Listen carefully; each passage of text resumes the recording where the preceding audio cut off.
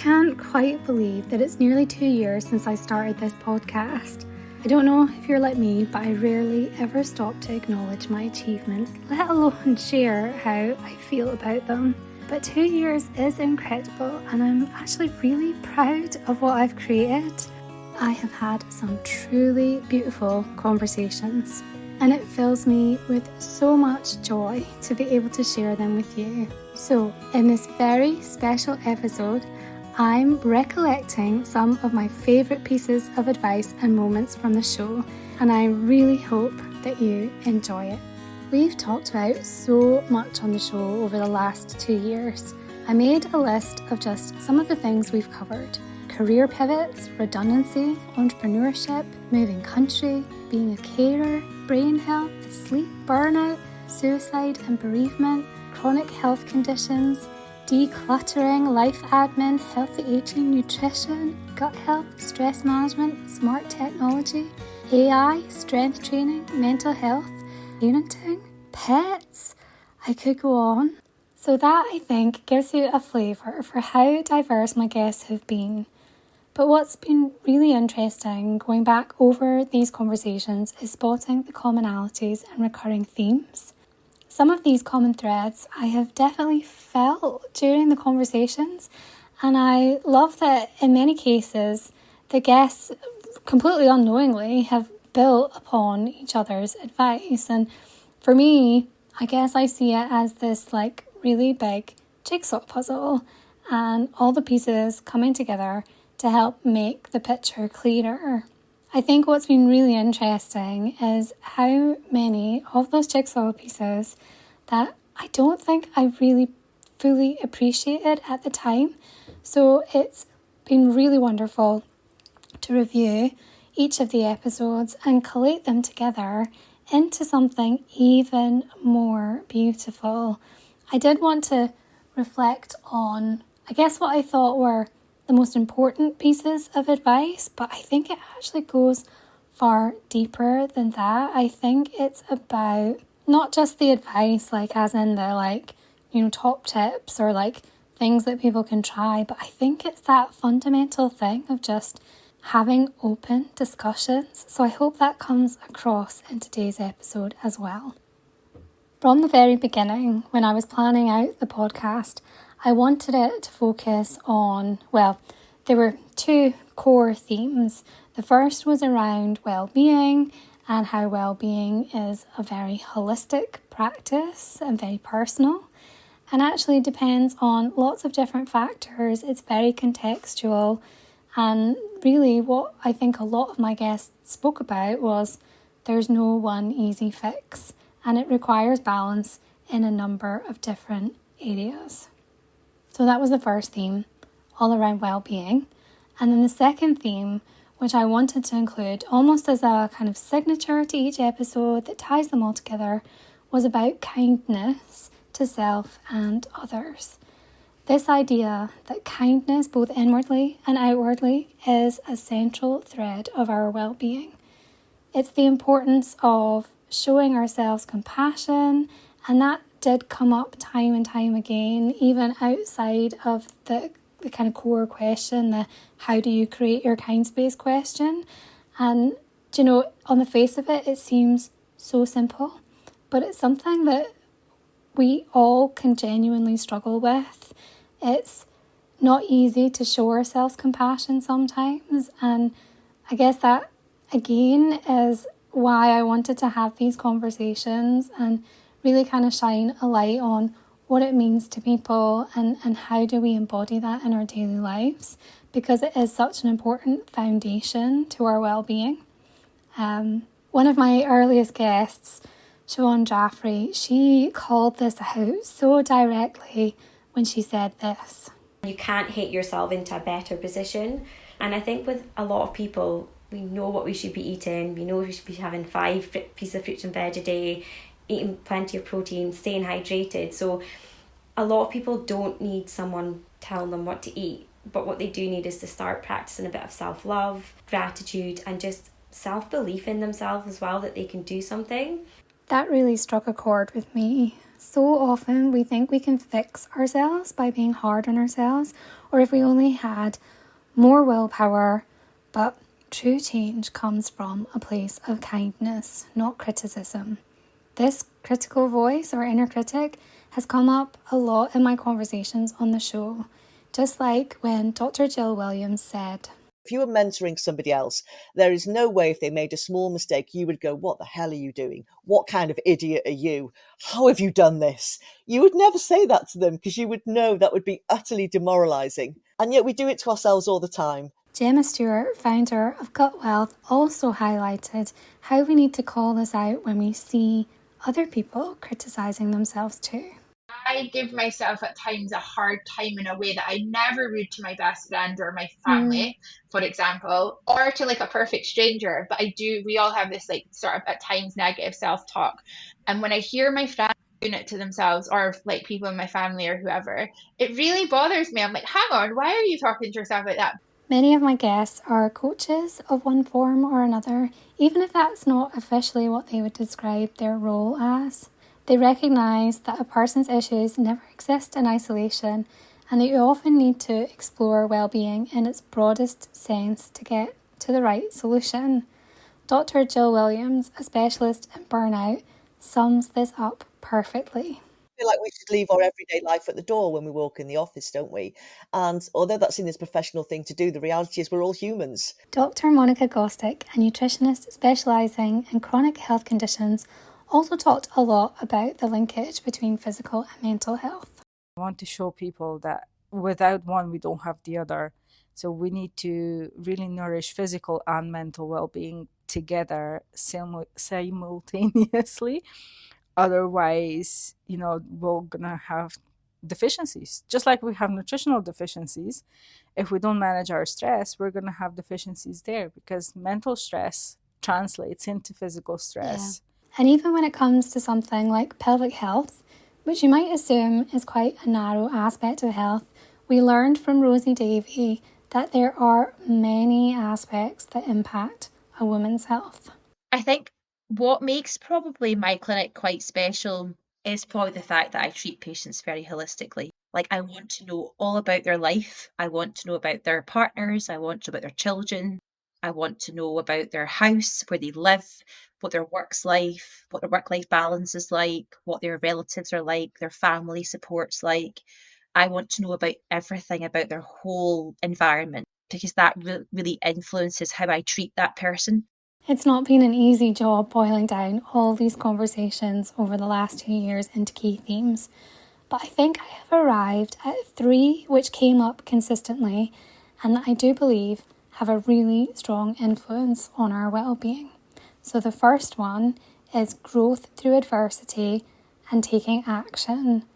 The second one, which I'll cover, is the power of community connection and safe spaces.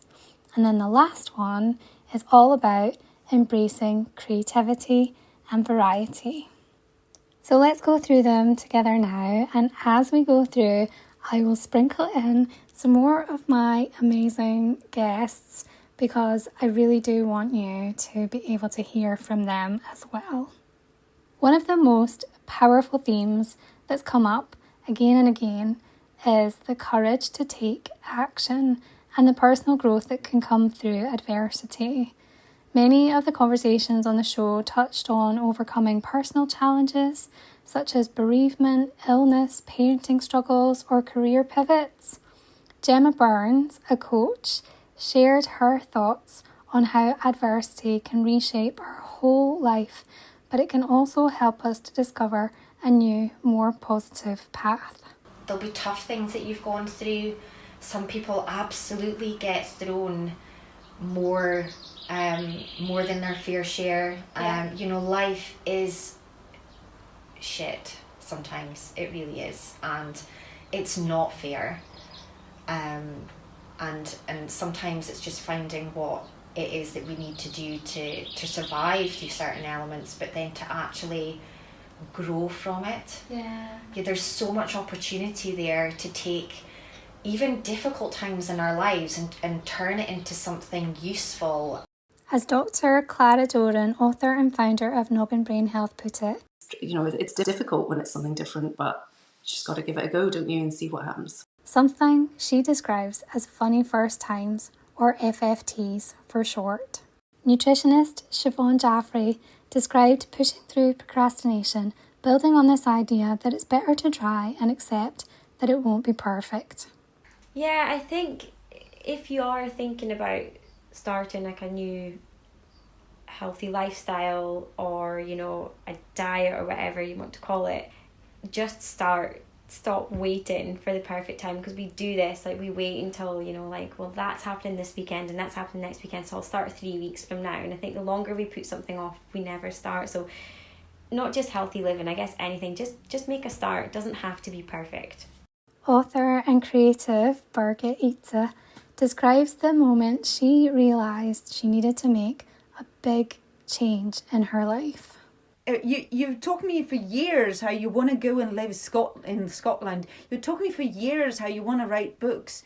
And you've talked to me for an hour how you do everything to make other people's dreams come true. When are you going to live your life? When are you going to make your dreams come true? And I was like... To me, it's awe-inspiring to see how resilient people are and how good we are at solving problems and being resourceful. Yes, sometimes it might take a few tries, or it might take longer than we'd like, but we always get there. I think Gemma Stewart describes this perfectly. You'll just find a way, right? You'll just find a way. You'll pivot 100 times, but you'll just find a way to do the thing that you want to do, and you'll move and pivot. But yeah, I always think that you'll find a way, so to speak.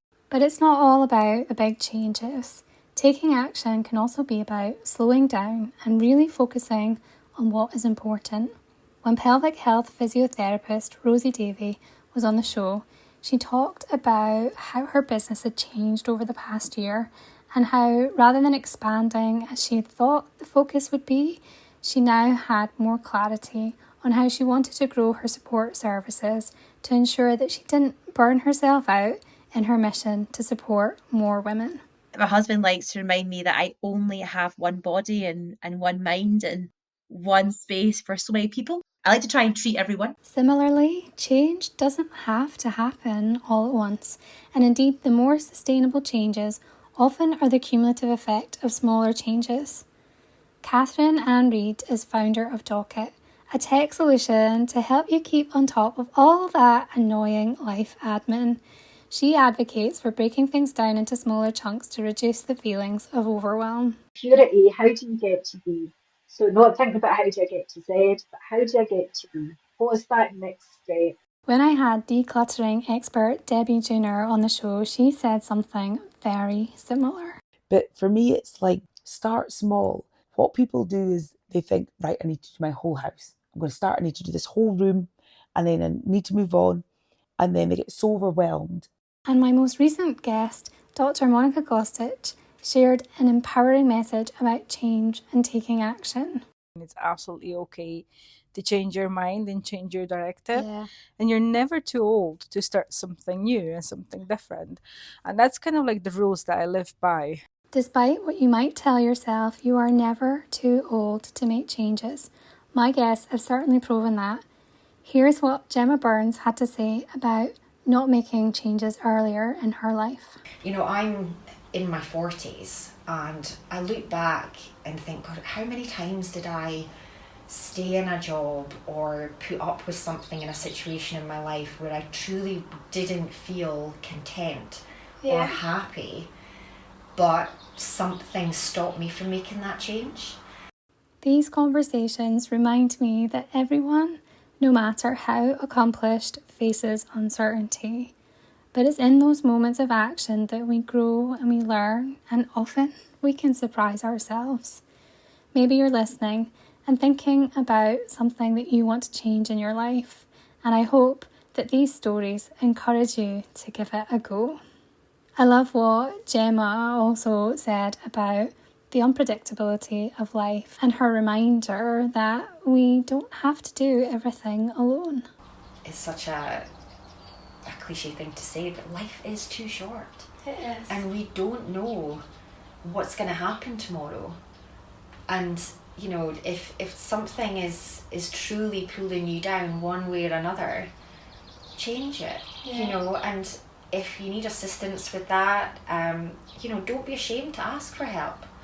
Which leads me really nicely onto the second theme of today's episode, which is about the importance of human connections and having rewarding relationships where we feel a sense of safety and belonging. Building supportive networks, whether through family, friends, or professional communities, was a recurring theme with my guests. Although many of my guests acknowledged how challenging this can be to create, such as Pasna Salas, who's the founder of Weekday Wow Factor, an organisation that helps older adults to stay active and build a community of support. We've all got our own jigsaw piece that we're really good at doing certain things in our jigsaw piece, and it's all about just matching up all the jigsaw pieces for the whole picture. But unfortunately, the way the infrastructure is set out for third sector makes some of the organisations feel as if they're competing against the other, and which is a real shame, and it's a real missed opportunity, I think. In one of my deepest conversations, we talked about how important it is to flip things around and not wait for people to reach out or until they feel like they're at a crisis point. So how do we create safe spaces where people can talk about what matters to them and how they're really feeling? Holly Clark, founder of Blooming Mind, a specialist mental health and suicide awareness training provider, shared her vision for better suicide prevention support. We must create a community, and you know, the world as a whole that is able to kind of reach in and support people rather than expecting them to reach out. Holly also had this advice for anyone worried about someone else and unsure how to approach them. We're kind of so terrified of upsetting people or making things worse, and actually the wrong thing to do is say nothing. Is, you know, you can put your foot in it and you can say the wrong thing and you can, you know, kind of maybe upset somebody, but actually you can apologise for that. When you're surrounded by people on a similar journey or experiencing something similar to you, it can make all the difference to how you feel and your ability to open up or keep trying. Dr. Clara Doran spoke about her apprehension about doing a writer's course that actually ended up leading her to publish her very first book, a memoir of her experiences of being diagnosed with MS. Did the course and met some incredible people through it, and again, the support from those people just was the thing that made the difference. That kind of motivated me to keep going. Many of my guests on the show have discussed the value of sharing stories and learning from others, but also, importantly, not underestimating or diminishing your own experiences. For example, Birgit, a very experienced writer and journalist by background, said, I took for granted my writing skills, my storytelling skills, or even the story how I came here. I never thought it was anything special. And then people start saying it's so inspirational. I was like, oh, really? So that's the reason why we should share and write down our stories, because we don't know how other people perceive and what they might find valuable, inspirational, encouragement for them. Several conversations highlighted the importance of vulnerability, asking for help, sharing struggles openly as a way of helping them to feel less alone in their struggles. Dr. Jill Williams sums this up perfectly. Sometimes it's great to hear that other people have struggled with things, other people have messed up and made mistakes. That's what we want to hear, as well as the inspirational stories of people that have done fantastic. We also need to hear the stories of how many times they failed before they got there. Catherine Ann Reid gave a really important reminder that in general, people love being asked for advice. And the worst that can happen when you ask is they say no. No one is going to be judging you. Just ask. Just ask people for help. Just reach out to people, even if you've not met them. People are busy, but people are kind. Yeah. And see if they say no, you're not any worse off. But generally, people love being asked for help or guidance. In the business world, it can be particularly hard to let your guard down. With my podcast guests, I get to have some really deep conversations about being authentic online and the pressure to fit this kind of mold, I guess, of, especially in entrepreneurship. So if you don't already follow Gemma Stewart, one of my previous guests, just at the tail end of last year, she calls herself a LinkedIn bottom voice instead of a top voice. So if you're on LinkedIn, you'll know what I mean, like the whole top voice thing and the ranking of like, I am like the expert in this field. And I just find it so funny how she's flipped that around, and her posts are amazing. You get this real behind the scenes of her business, her journey as an entrepreneur. So as a little taster, this is what she had to say when she joined me on the show. And I just try to be as honest about that experience as I can, because I think there's a lot of people online who are like, oh, I'm 10xing my ROAS.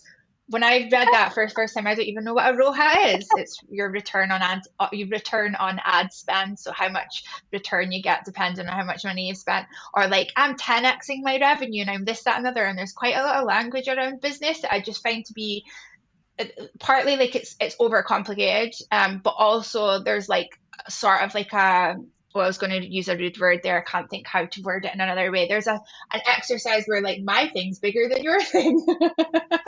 And it's just a bit tiring to hear that. Like, I actually really like the stories where people say, oh, I've just achieved this thing, so I want to tell you how I had to wade through treacle to get there, and here's how I done it. That to me is more interesting, and so that's what I like try to talk about. Another common thread with my guests is how they see their role as holding space for others, to listen, to help guide, but ultimately help the other person to find their own path. So for example, Siobhan Jaffrey compared herself to a driving instructor, so the way that she teaches her clients the skills that they need to make healthier eating choices. And similarly, parenting coach Pei Yang, who I would describe as a sort of modern day Mary Poppins. It is my job and to provide that safe space for the families, and they are all hurt. They all been through a lot, whether it's mental health difficulties, how their teenagers like acting out royal style or withdrawn just to show them I'm not okay, help me. In many of the conversations, they describe how they were effectively working themselves out of a job, building someone's confidence and knowledge so that they could tackle the problem themselves. Here's what Dr. Jill Williams had to say about her role. Says to my clients, that's what I'm doing. I'm basically working to make myself redundant so you've got the skills you need without me. Another aspect my guest emphasised was the importance of listening to understand. As highlighted previously, in Rosie Davies' clinic, she needs to understand the bigger picture around what is happening in this woman's life in order to best support their needs. And sometimes it's getting to understand and listen. A lot of physios don't actually listen to people. Medical professionals are not very good at listening. Usually patients know what's wrong with them. This was a sentiment echoed by Debbie Junior, who uses her training in psychology and social care to help better understand the root causes of people's behaviours and blockers. Anyone can organise and put things like, in a place, but it's the actually asking, why can't they do it? What is stopping that person? Emotionally, why? And that's because that could change their lives. Throughout the conversations on Create Your Kindspace, creativity is frequently cited as a tool for well-being, whether through art, writing, or simply giving permission to play and experiment. So embracing creativity is the third theme that I wanted to talk about in today's episode. Several of my guests have talked about the importance of variety in life and trying new things and stepping outside of their comfort zone and encouraging others to do so. In the very first episode, Neil Beber, an author and scriptwriter, talked about how opportunities can come from anywhere and why he says yes to even the most unlikely of projects. In terms of sort of writing, what I've realised to make a career in writing, you have to say yes to everything. that works for me. It might not work for necessarily for other people, but if somebody calls me and asks me if I could create a script for a new AR exhibition stand or something like that, then I say yes. If somebody asks me if I can write a multiple choice audio play, I say yes. If somebody asks me if I can write a short story to help people sleep, or a screenplay, or a radio play, I say yes.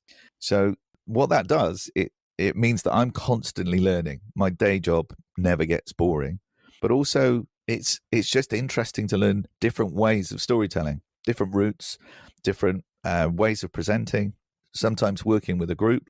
And creativity is literally everywhere. But I think we forget how important it is, or convince ourselves that we aren't creative or that it's frivolous or unproductive to just create for the sake of it or just as a way of expressing ourselves. Zara Matthews, creator of an amazing experience called Artful Encounters, sums this up perfectly. Creativity exists in doctors and engineers because they have to come up with solutions for something. Creativity is not just limited to the fine arts or whatever art form that we practice. I would say try something that you feel, as soon as you say to yourself, oh, this is not me, this is me, actually come and try it. And the first step to overcoming that obstacle of you think I can't, you'll be like, oh, okay. This is because we all hold these misconceptions about things. And so be open and try it once. And if you genuinely don't like it, at least you tried it. Now you know what it was all about. Because creativity is not limited to one form of expression. There are so many. The diversity of approaches to creating a kind space has shown that there's no one-size-fits-all solution. It's about finding what works for you in your current season of life. I sometimes talk about a well-being toolkit, a phrase borrowed from Dr. Emma Hepburn, also known as the psychology mum. And actually, this idea or this concept of having a variety of different things that we can draw upon as we need it came up in quite a few of our conversations. So I wanted to share one from Zan Schwinn, where she talks about her well-being bucket. We have to learn what it is that makes us feel good and fills our cups. And it's not going to be the same one size fits all for every single day and every single thing that you're feeling. And so having that wide, I think I did a podcast about well-being about a year ago. I think I called it a bucket. Like I have this well-being bucket that I can pull from all the time. I also really loved Dr. Jill Williams' insight into the opposites. The idea that you do things that are completely different to what you normally do or what you maybe do for work.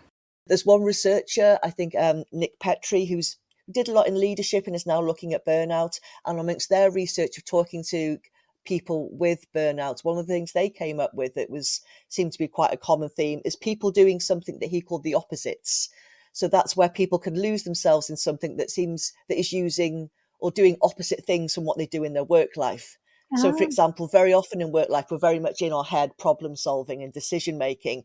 So just going out and taking a dance class or going hiking or just something that's very different from what you do in everyday life, something that's maybe more in your body than in your head.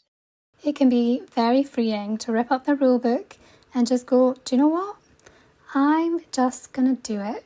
You don't always have to have a plan, but that can be a very uncomfortable space to be in. And maybe you have to get comfortable with being a little uncomfortable to see what is possible. This has definitely been echoed by many of my guests, including Pasna Sattlis, whose mission in life is to help people awaken their inner child. So this is what she had to say. You know what? Sometimes you've got to come out of your comfort zone to realise what else is possible. Otherwise, you're stuck in that zone. My tech founder friend Darren Crombie from Bridget Care also opened up about his journey, reflecting on its twists and turns. We are all just making it up, aren't we? So none of us really has a plan or a clue. And I think, in our journey, when I set up 4.5 years ago, is so different to where we are today. And to do any of these things, to survive in life, creativity is the thing that underpins our ability to pivot and find our way. It gives us hope. I almost cried when Pei Yang shared this amazing piece of wisdom in our discussion. Even when you are feeling hopeless, don't forget you are still doing hope every day because you haven't given up. You're still trying to find the solution. Which is a great quote to lead me on to talking about some of my other favourite moments from the show over the past 2 years. And I, of course, need to include a quote about kindness. So this next one is something that Gemma Stewart shared. The best form of kindness for me is me being able to speak my truth and being able to just talk through something. Listening is such an important skill and a true gift we can offer to others. Often people don't need someone to fix things, they just need someone to listen and hold that space for them. When we're able to speak our truth, we can be in complete alignment and not have to hold in that stress and that worry. I have seen directly how damaging stress and worry can be on the human body. And if I take on any advice from my guests, it's Dr. Monica Kostic who really resonated with me when she said this. And let's really start feeling amazing in our body. So to the point that we are radiating that energy and happiness, and it just overflows to our children, to our spouses, and everything else that we're doing. We should feel amazing in our bodies, but most of us don't. We speak to ourselves unkindly, we don't look after ourselves, we deprioritise our own needs. So I will definitely be working on channeling some of Monica's BAD, which is balanced, authentic and deserving energy. The last conversation I want to share with you was with Sanshwin. I wanted to share this because we spend so much of our lives comparing ourselves to others and feeling like we're not enough. I've studied music from 500 years ago to last year, and the vocal quality required for each of those things is very, very different. You know, me being trained in sort of early traditional choral music requires a very different voice than somebody who's singing R&B or soul or jazz. And when I was at Berkeley for my undergraduate degree, and I had all these incredible singers who were able to get up on stage and sing at these jazz clubs, and I couldn't do that. I felt like a bad singer where I had been considered a good singer so much of my life. And that's just context, right? It's who you're surrounding yourself with. It's the genres that you're listening to. You're comparing yourself to something. You are being compared to something. And so maybe it's just, you know, this is why I love folk music so much. Like, we think about traditional Irish songs, pub songs, Celtic music, and people are standing in a pub, and you have a pint in your hand, and you're just like singing, like it doesn't matter what comes out of your mouth, and then everybody rises up like around you, and everyone's singing together in song. And I think about those moments, and I'm like, did it matter what people sounded like? I think Zan's experience is something we can all relate to, even outside of music. It's something we all do. Sometimes it can be a way of motivating ourselves, or maybe we see it as looking for inspiration, but more often it leads us to feel like we're failing, or we're falling behind, or missing out. So how do we reframe this? One way is to turn our gaze back to ourselves, to recognise our own strengths, celebrate our progress, even those tiny little bits of progress, and remember that our worth isn't defined by how we measure up to someone else. Instead of chasing someone else's version of success, we need to focus on what brings us joy and meaning. The next time you catch yourself comparing, pause and ask, what's the context here? What makes my journey unique? And most importantly, how can I celebrate the things that make me me? I think ultimately, all the conversations on the show have been about focusing on our own journey and what works for us based on the context we are in, and recognising that this context changes everything and that nothing is set in stone. We can change that context, we can take action, and we can take those small steps to improve our well-being. I hope that you've enjoyed this episode looking back over the last couple of years and my journey into podcasting. I know a lot of people say they'd like to get into podcasting but never quite get past that planning stage to actually launch it, or actually end up burning themselves out by trying to get like whole seasons ready and trying to plan this like perfect launch and like just holding on to it because they think it's not ready. And the truth is, it doesn't need to be perfect. You don't need fancy kit. You don't need to follow all these rules that people say that you do. So if you've been procrastinating over creating your own podcast, my advice is just put it out there. Publish at a frequency that doesn't burn you out, that you can manage, and I promise you, you will have so many amazing conversations and learn so much along the way. Trust me when I tell you this, there is no magic formula. Create whatever you are drawn to and just focus on what makes you feel good. And remember that it's that process of creating. It's not about followers, don't overanalyze and worry about what people will think. And yeah, you will just have such an amazing time going on that journey, I promise you. And honestly, like of all of the things I have done so far on my entrepreneurial journey, sharing these stories and having these conversations, it has, definitely pushed me out of my comfort zone, but it has also brought me so much joy. So I have to say a massive thank you to my beautiful guests for sharing all of their wisdom and life lessons, and it's just been amazing. And I also need to say thank you to everyone who has listened and supported me on this journey as well.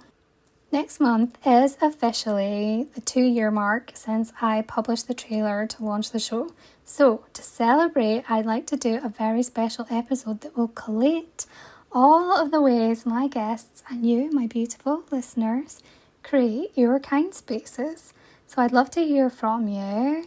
Whether your kind space is something you've always gravitated towards or something you've started doing more recently, I'd love to hear your stories and how it helps you to feel more centered and balanced. Perhaps you've even been inspired to try something after listening to one of my guests talk about their work or how they create their kind space. I'd love to also see any pictures too. Perhaps you have a favourite spot in your home, or maybe you love the outdoors, maybe you love Monroe bagging or listening to live music or spending time with family. If you have pictures that kind of show us that kind of insight into what lights you up, it would bring me so much joy to see your smiling faces. So to get in touch with me, you can look me up on LinkedIn. It's just Caroline Lawrenson. And if you want to, you can leave me a little voice note or you can message me on social media. The handle is just at Create Your Kind Space. I think we're on pretty much most of the platforms, but not X because I deleted my X account. But yeah, I'd love to hear from you. Yeah, let me know, how do you create your kind space?